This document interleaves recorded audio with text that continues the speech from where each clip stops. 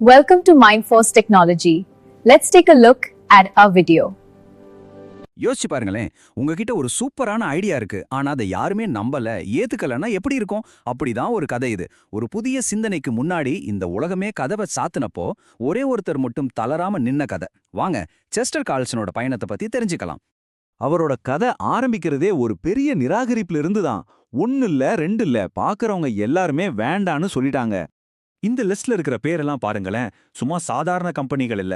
அன்னைக்கு இருந்த டெக்னாலஜி உலகத்தோட பெரிய தலைங்க இவங்கெல்லாம். ஐபிஎம், ஜெனரல் எலக்ட்ரிக், இப்படிப்பட்ட பெரிய பெரிய கம்பெனிங்க கூட கார்ல்சனோட ஐடியால ஒரு துளி கூட எதிர்காலத்தை பார்க்கல. 20க்கும் மேல யோசிச்சு பாருங்க, 20க்கும் அதிகமான பெரிய நிறுவனங்கள் ஒன்னா சேர்ந்து சாரி, இது ஒர்க் அவுட் ஆகாதுன்னு சொல்லிட்டாங்க. இவ்ளோ பெரிய நிராகரிப்புக்கு அப்புறமும் ஒருத்தரால எப்படி நம்பிக்கையோட இருக்க முடியும் இல்லையா? சரி, அப்போ எல்லாரும் வேண்டான்னு ஒதுக்குனா அந்த மனுஷன் யாரு? உலகமே வேண்டான்னு சொன்ன அந்த ஐடியா தான் என்ன? வாங்க, அவரோட கதைக்குள்ள கொஞ்சம் ஆழமா போலாம். செஸ்டர் கார்ல்சனோட வாழ்க்கையே ஆரம்பத்துல இருந்தே ரொம்ப சுலபமா இல்ல. ரொம்ப சின்ன வயசுலயே குடும்ப பொறுப்பெல்லாம் அவர் மேல விழுந்துருச்சு. வறுமை, அப்புறம் அவங்க அம்மாவோட இழப்புன்னு நிறைய கஷ்டங்களை தாண்டி பிசிக்ஸ்ல டிகிரி வாங்குறாரு. ஆனா பாருங்க, அப்போ நாடு முழுக்க பெரிய பொருளாதார மந்த நிலை.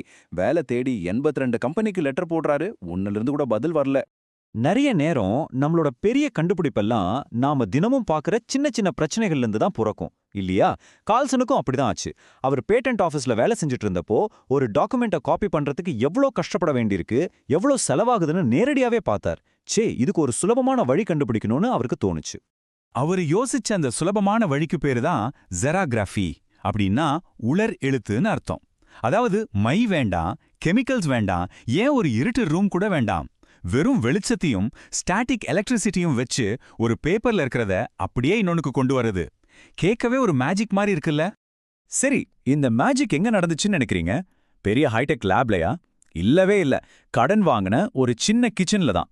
ஆமாங்க, 1938ல அந்த சாதாரண கிச்சன்ல தான் உலகத்தோட முதல் போட்டோ காப்பி உருவாச்சு. கண்டுபிடிப்பு ரெடி. ஆனா கதை இப்பதான் ஆரம்பிக்குது. ஒரு நாள் இல்ல, 2 நாள் இல்ல, கிட்டத்தட்ட 9 வருஷம்.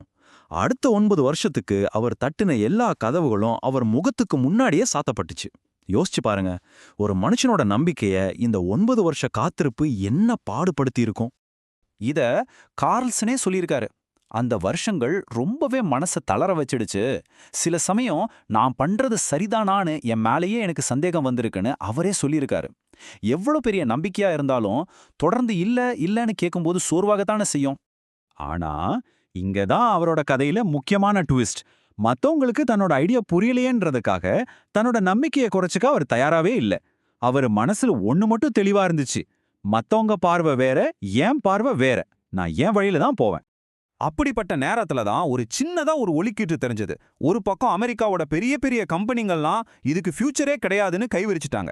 ஆனா இன்னொரு பக்கம் யாருக்குமே தெரியாத ராச்செஸ்டர்ல இருந்த ஹாலாய்டுங்கிற ஒரு சின்ன பேப்பர் கம்பெனி தன்னோட மொத்த கம்பெனியுமே இந்த ஐடியா மேல பந்தயம் கட்டுச்சு. அந்த சின்ன கம்பெனி வச்ச பந்தயம் வீண் போகல. அது ஒரு ஜாக்பாட். 1959ல முதல் மெஷின் மார்க்கெட்டுக்கு வந்ததுக்கு அப்புறம் நடந்ததெல்லாம் வரலாறு.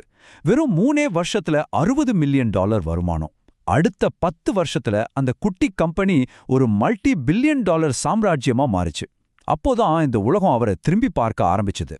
ஆல்பர்ட் ஐன்ஸ்டீன் சொன்னது மாதிரிதான், ஒவ்வொரு கஷ்டத்துக்குள்ளேயும் ஒரு வாய்ப்பு ஒளிஞ்சிருக்கும்.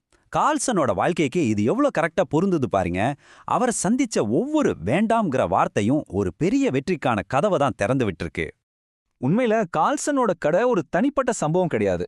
வரலாறு முழுக்க பாத்தீங்கன்னா பெரிய பெரிய எக்ஸ்பர்ட்ஸ்னு நாம நினைக்கிறவங்க கூட எதிர்காலத்தை கணிக்கிறதுல கோட்டை விட்டுருக்காங்க. இது மாதிரி நிறைய உதாரணங்கள் இருக்கு. சும்மா யோசிச்சு பாருங்களேன், இன்னைக்கு உலகமே தலையில தூக்கி வச்சு கொண்டாடுற பீட்டில்ஸ் பேண்ட இவங்களுக்கெல்லாம் ஃபியூச்சர் இல்லைன்னு ஒருத்தர் சொல்லியிருக்காரு. ஹாரி பாட்டர் அந்த புத்தகத்தை 12 பப்ளிஷர்ஸ் வேண்டான்னு திருப்பி அனுப்பியிருக்காங்க. அமேசான் கம்பெனி ஆரம்பிச்ச புதுசுல அதுல இன்வெஸ்ட் பண்ண ஒருத்தர் மறுத்திருக்காரு. இதெல்லாம் என்ன சொல்லுது? பெரிய ஆளுங்க சொல்றதெல்லாம் எப்பவும் கரெக்டா இருக்கணும்னு அவசியமே இல்ல. நெல்சன் மண்டேலா சொன்னதுதான் ஞாபகத்துக்கு வருது. ஒரு காரியத்தை செஞ்சு முடிக்கிற வரைக்கும் அது முடியாதுன்னு தான் தோணும். கார்ல்சனோட பயணத்தை இதை விட அழகா சொல்லிட முடியாது. 9 வருஷமா இது நடக்கவே நடக்காதுன்னு நினைச்ச ஒரு விஷயம் கடைசியில் அவரோட விடாமுயற்சியால நிஜமாச்சு. இந்த கதை மூலமா நம்ம தெரிஞ்சுக்க வேண்டிய மிக முக்கியமான விஷயம் இதுதாங்க. உலகம் உங்க ஐடியாவை இன்னைக்கு நிராகரிக்கலாம். இது சரிவராதுன்னு 100 பேர் சொல்லலாம். ஆனா அவங்க சொல்றதுதான் உங்க ஐடியாவோட மதிப்புக்கான கடைசி தீர்ப்பு கிடையவே கிடையாது. அவரோட பயணத்தை சிம்பிளா சொல்லணும்னா 20 நிறுவனங்கள் நோ சொன்னாங்க. ஒரே ஒரு மனுஷன் மட்டும் நம்பிக்கையோட முன்னாடி போனான். கடைசியில உலகமே அவன் பின்னாடி வந்தது. அதனால நீங்க ஒரு கனவு முழுசா நம்பி அதுக்காக உழைக்கும்போது யாராவது வந்து இது முடியாதுன்னு சொன்னா செஸ்டர் கால்சனோட கதைய ஞாபகம் வச்சுக்கோங்க. தோண்ட போயிடாதீங்க, உங்க பயணத்தை தொடர்ந்துட்டே இருங்க. யாருக்கு தெரியும், ஒரு நாள் இந்த உலகமே உங்க பின்னாடி கூட வரலாம். Thank you for watching our video. Like, share now and follow us.